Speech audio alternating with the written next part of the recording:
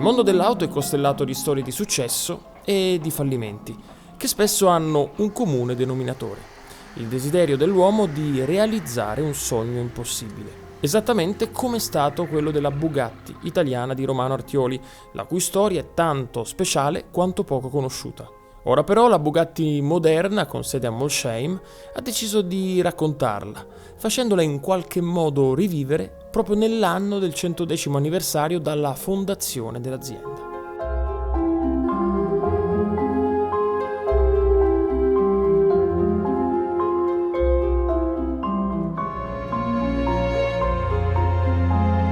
Ebbene sì, vi presento la 110, senza EB e con il nome scritto in lettere e in italiano.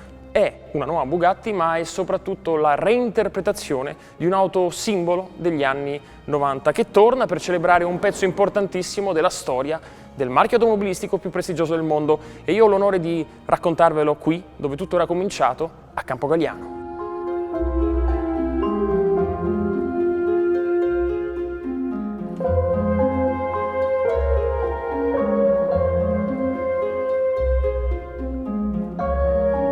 Rivedere oggi una Bugatti disegnata all'italiana fa un certo effetto. La linea torna tagliente e funzionale alle esigenze prestazionali, come era quella ideata all'epoca dall'architetto Giampaolo Benedini, che rielaborò il progetto iniziato da Marcello Gandini. Spariscono quasi tutte le rotondità della Chiron e i tratti si fanno netti, con numerose linee orizzontali che amplificano il senso di larghezza della macchina, un effetto voluto per dare alla 110, costruita sulla base dell'attuale Chiron, quel senso di compattezza che caratterizzava le B di allora, con un passo ridotto all'inverosimile, grazie all'integrazione dell'asse del cambio nel motore. Le similitudini con le B110 sono tante e se siete appassionati cresciuti negli anni 90 le avrete già notate, perché avevate sicuramente un modellino della Burago sulla vostra scrivania. La prima è questa calandra, molto più piccola rispetto a quella della Veyron e della Chiron. La seconda, che a me piace molto, è questa presa d'aria laterale, che però non è ispirata alla EB110 GT, bensì alla versione Super Sport, e quindi era fissa con questi 5 elementi circolari. Le citazioni continuano con la copertura in vetro del motore, una soluzione non banale rispetto alle esigenze di raffreddamento del W16 cilindri 8 litri preso in prestito dalla Chiron e potenziato a 1600 cavalli, tant'è che i progettisti hanno dovuto prevedere delle prese d'aria NACA sul tetto che convogliano l'aria del motore, che poi fuoriesce sotto lo spoiler e attraverso la fascia luminosa, che di fatto integra un'enorme presa d'aria. Da notare come la geometria dei LED rossi riprende il disegno della griglia delle B110. Sempre per migliorare l'efficienza aerodinamica è stata completamente ripensata la configurazione dell'impianto di scarico per lasciare spazio ad un enorme diffusore centrale. Qui la forma doveva necessariamente seguire la funzione, ci ha spiegato Achim Anscheid, il capo del design Bugatti, durante la presentazione della 110, e le ragioni sono tanto tecniche quanto filosofiche per omaggiare appieno il progetto originario. E a giudicare dalla reazione di chi la EB110 l'ha vista nascere, il centrostile Bugatti ha colpito nel segno.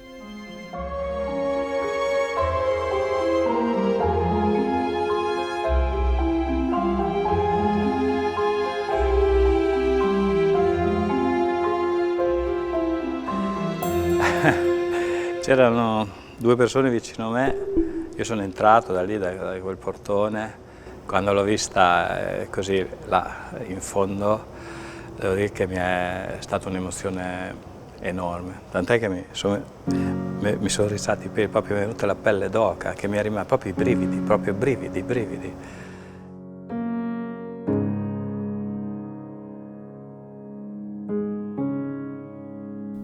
Loris Bicocchi è stato il collaudatore responsabile del progetto EB110, di fatto la persona che l'ha guidata più di tutti su strada e in pista, seguendone la messa a punto a stretto contatto con il papà del progetto, l'ingegner Paolo Stanzani. Nessuno meglio di Loris, che di percar ne ha collaudate tante, da Lamborghini a Pagani, passando per le più recenti Bugatti Veyron e Chiron, conosce i segreti di quest'auto e soprattutto quanto il progetto fosse all'avanguardia per l'epoca. As much as I try to hold. Se vogliamo fu innanzitutto la prima macchina con una monoscocca in carbonio, cioè avevamo i telai in traliccio, in tubolare, quella è un telaio in carbonio estremamente rigido, monoscocca, ed è stata la prima supercar a venire fuori di serie. Poi vabbè, non dimentichiamo i 4 turbocompressori, anche lì fu qualcosa di assolutamente così innovativo che fece parlare non pochi, proprio per la sfida che ha preso un motore di soli 3500 cm3 che però sviluppava nella versione Super Sport 610 cavalli e nella versione GT 560, 4 ruote motrici, anche quello fu una cosa, cioè, voglio dire, proprio 10-15 anni avanti rispetto agli altri.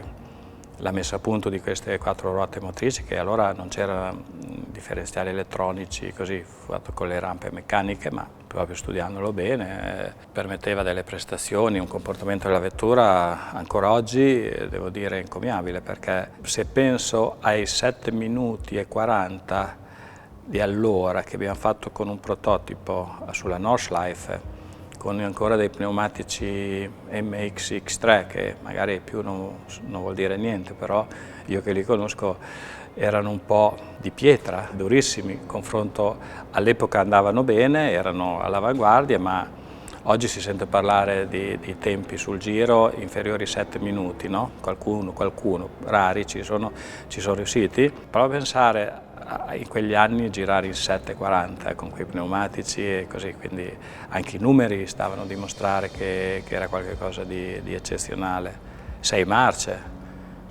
dove i supercar e le altre macchine avevano 5 marce. Can't breathe, can't breathe, I can't breathe. Ma delle storie così speciali hanno bisogno di posti speciali come la Fabbrica Blu. Questa scritta probabilmente ce l'avete presente se percorrete la 22 del Brennero, Bugatti, scolorita e ricoperta, e forse avete visto anche qualche documentario, qualche cortometraggio che c'è su YouTube. Voglio raccontarvi anch'io qualcosa perché l'ho visitata con l'unico uomo che sta custodendo da oltre 20 anni questa fabbrica abbandonata.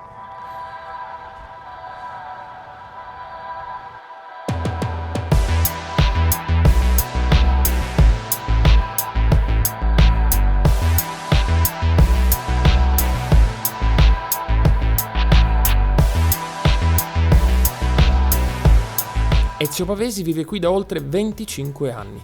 È stato assunto come custode quando fu aperta la fabbrica ed è voluto rimanere anche dopo il fallimento dichiarato nel 1995, vivendo all'interno della foresteria dell'azienda. Se oggi la struttura è ancora intatta, per quanto svuotata dal curatore fallimentare, lo si deve a lui, che veglia giorno e notte con l'aiuto del figlio Enrico. Ma il suo lavoro più grande è quello di mantenere la memoria storica, vestendo i panni del cicerone per centinaia di appassionati che gli chiedono di visitare ogni anno l'ex Bugatti per conoscerne la storia tanto automobilistica quanto architettonica. Questa sala è 30 metri di diametro, senza colonne al centro, perciò allora praticamente al mondo c'erano solo 2 stabili di questa portata, così allora venivano da tutto il mondo a vedere perché il brevetto di questa sala era unico, perciò ci sono questi tiranti come la ruota di una bicicletta col mozzo e il cerchio, perciò questa sala si sostiene in questo modo qui.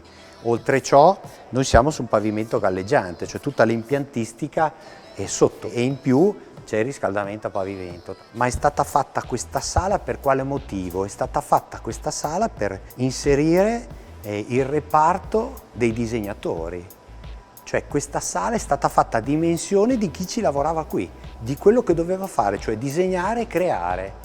Perciò Artioli e l'architetto Benedini hanno creato questa sala, questo edificio, questo piano, per far sì che chi lavorasse qui fosse nel massimo della sua pienezza di creatività, nel posto migliore al mondo per poter fare il suo lavoro. I need to immerse deeply. It's absolutely dazzling. Sadistic and athletic. I discover without pain. Questo progetto visionario lo si respira in ogni angolo della struttura, che ti sorprende con soluzioni all'avanguardia, compreso un sistema di illuminazione pensato per seguire la meridiana solare e quindi per efficientare l'utilizzo della luce artificiale.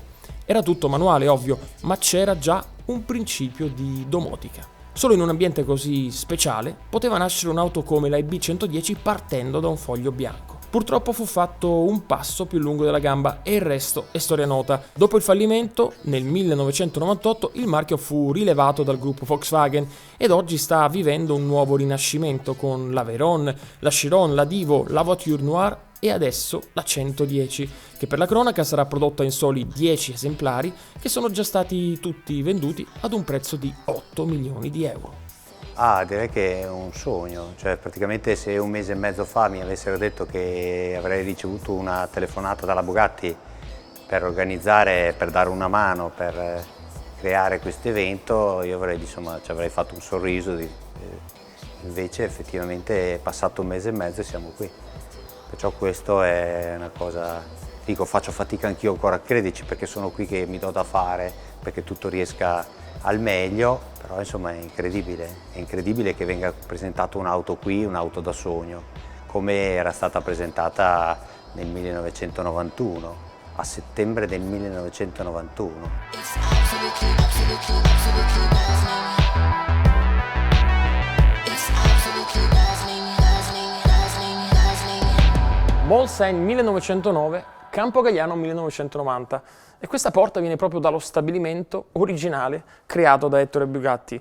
Romano Artioli l'ha voluta qui per creare un collegamento simbolico fra due luoghi che hanno dato i natali a questa azienda. Oggi Bugatti è tornato in Francia e la storia continua, ma probabilmente nulla sarebbe potuto succedere se non fosse esistita Campo Galliano e la Bugatti EB110.